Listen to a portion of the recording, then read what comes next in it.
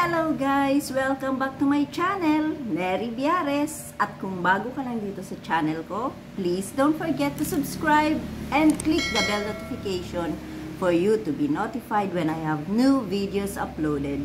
At sa videong ito guys, ituturo ko sa inyo kung paano magluto ng kamuting kahoy.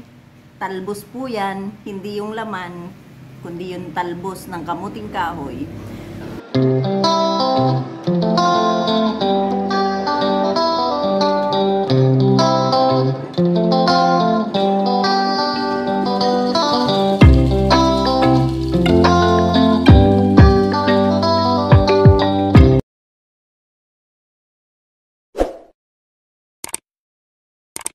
Dahil mostly po, ang marunong lang maggawa ng ganito ay ang mga Bicolana or Visayas, I think. Pero sa ibang lugar ng Pilipinas, lason po ito para sa kanila. So, halina kayo guys at tuturuan ko kayo ng isa sa mga paraan kung paano lutuin ang talbos ng kamuting kahoy. So, ganito lang to guys. Ang kukunin lang natin ay ang mga pinakatalbos. So, from the inner, ganyan. Kuhanin nyo yung pinakatalbos. Hanggang mga pangatlo lang guys. Pangatlo. Pangatlo or pang-apat. Hanggat talbos pa naman yung pang-apat, pwede pa yun. So, ayan. So, hindi ko kinuha lahat ng dahon niya dahil magulang na yung iba. Itong lutong ito guys, kilala ito sa Bicol region. Dahil ang mga Bicolana ay mahilig sa gata. Ang alam ko lang na paraan ng paggugulay ng talbos ng kamuting kahoy ay dalawang way lang. Natutunan ko sa aking nanay. Itong isa na gagawin ko kasi mas gusto ko ito kaysa dun sa isang paraan ng pagluluto. Ito yung hinihiwa ng maliliit, maninipis. At yung isa naman ay yung pinipigaan sa pamamagitan ng asin. Maraming asin, tapos pinipigaan, inaalis ang katas, tsaka luluto sa gata. So, ito rin, iluluto natin to sa gata. Gusto kong ipakita sa inyo paano ako magluto. At meron din mga iba't ibang way kung paano maggata ang isang tao o isang Bicolana na katulad ko. So, ang gagawin ko lang ay kung ano yung natutunan ko sa aking nanay. Mega love shout out sa aking nanay, Rosa Biares. So, ayan guys.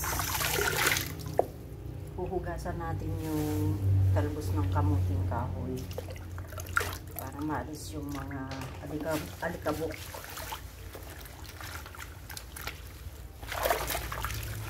Parang naglalaba lang kayo. Nag-aanlaw.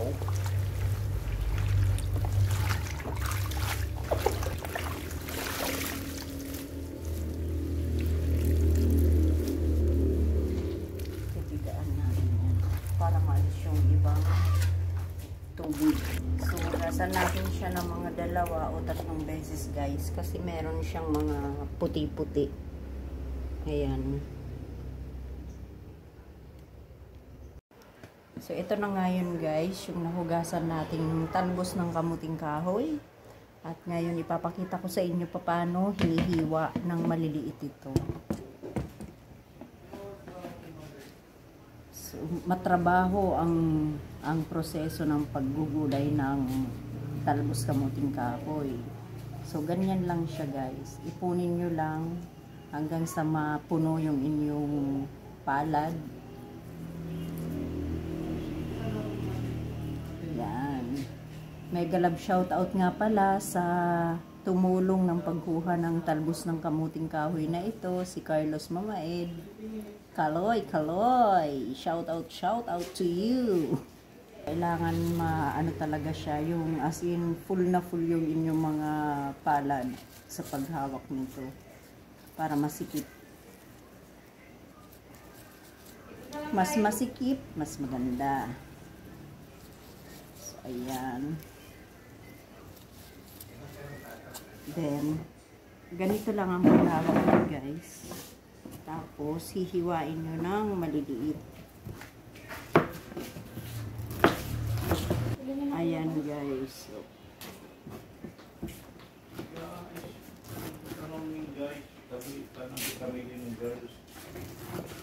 as in, maninipis lang po ang paghiwa nito mga to.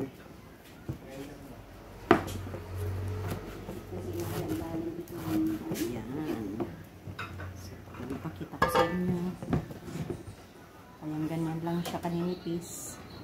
Mas manipis, mas maganda.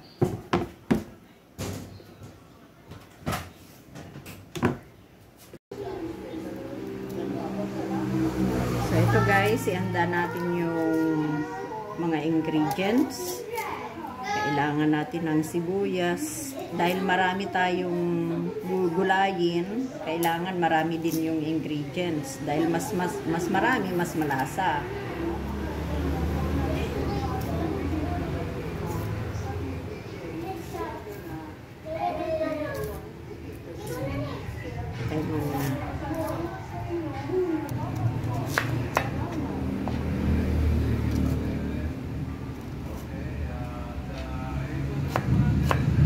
Hiwain lang ng ganyan.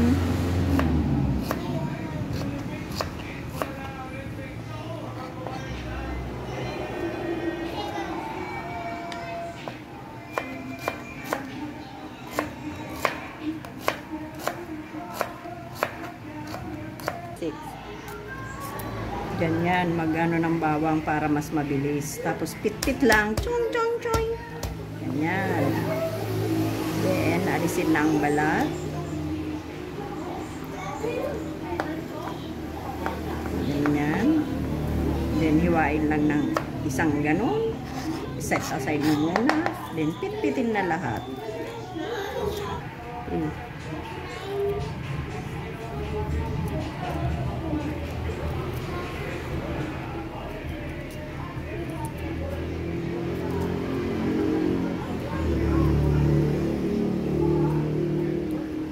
Ito rin, pit lang ang kailangan dito. Hindi na siya kailangan pang hiwain ng maliliit. Ay, mahirap pit-pitin. Kulang ang lakas ko. Pwede rin namang Jillian style kung gusto nyo. Kaya lang, ako ayaw ko nang nguya ko yung luya. Kaya pit-pit lang sa akin.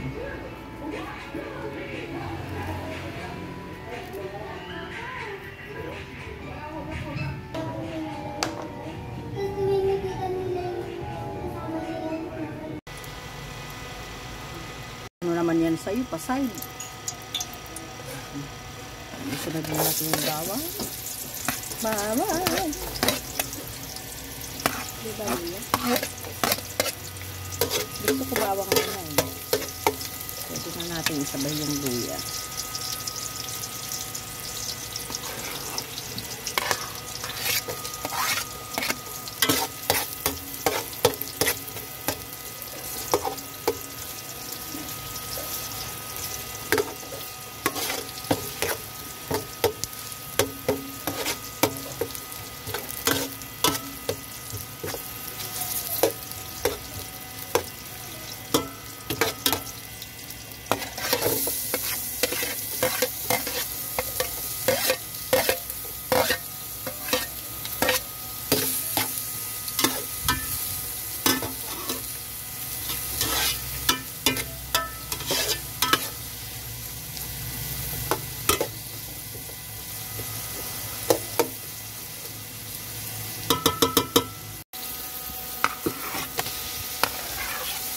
Maganda kung yung may taba-taba ang ilalagay dito.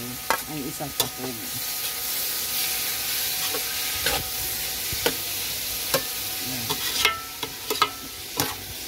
Ito hindi natin siya masyadong iba-brown kasi laman siya. So, magiging matigas siya kapag brownish natin. So, konting luto lang. Lutuin muna natin.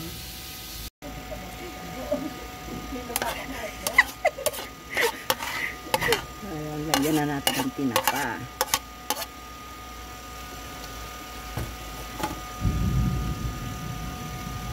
Paminta.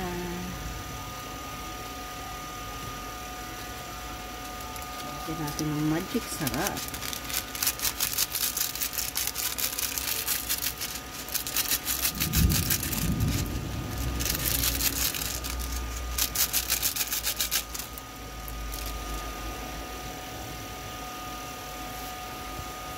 Yung ating, so huwag nyo nang lalagyan ng asin guys kasi maalat na yan. Ayan, bagoong lamang.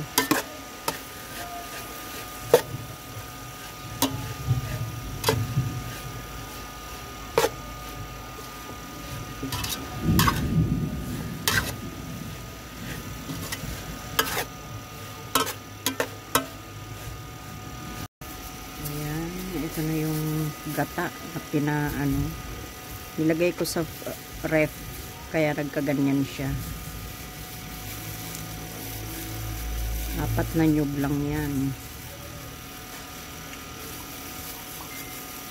Mas maganda sana kung mga 7, 8 nyug dahil sa dami ng gugulayin.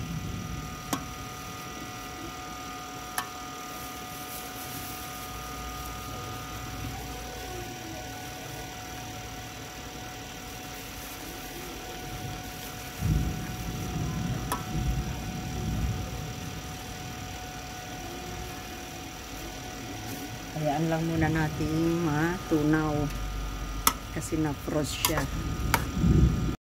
Halo-haluin lang hanggat kumulo kasi hindi mo siya pwedeng hindi haluin kasi magbubuo yung gata niya. So lagyan din natin ng isang nor cubes. Lagay na din natin yung siling haba. So, depende yan sa inyo. Kung gusto nyo na maanghang, hiwain nyo yung sili. Pero kapag may mga bata, syempre, para makakain sila, hindi natin hihiwain. Kapag kumukulo na guys, ilagay na ang gulay.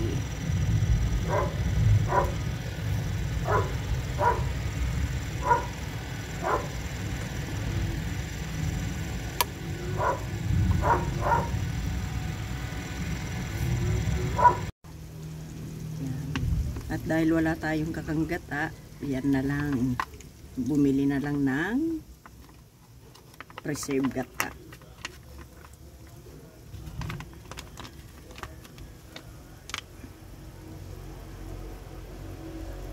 Yan, hayaan lang munang kumulo.